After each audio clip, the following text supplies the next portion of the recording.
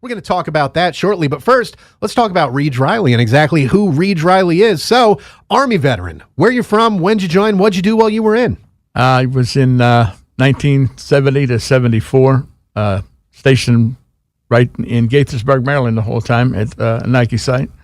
We were involved in what was then called a RADCOM, Army Air Defense Command, and we worked with the missiles, and at that time they were the Nike Hercs, and we did that for 3.5 years in Rockville and in Gaithersburg. 4 years, and then it comes time to leave the Army for you.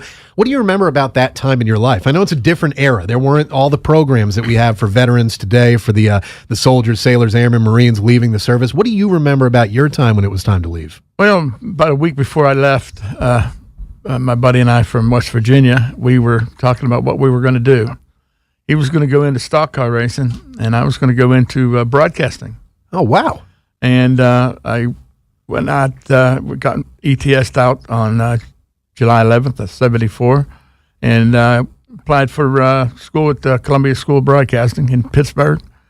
Went there for 2 years and graduated, and worked at small-time radio, like they say on that WKRP studio, up and down the dial. Did that for about 6-7 years and got tired of moving around and wasn't really getting that far advanced in radio. Getting kind of a little disappointed. So a friend of mine says, hey, the railroad is hiring.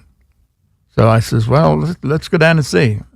And at that time, I was starting to see somebody on a serious side, and she didn't want me moving around.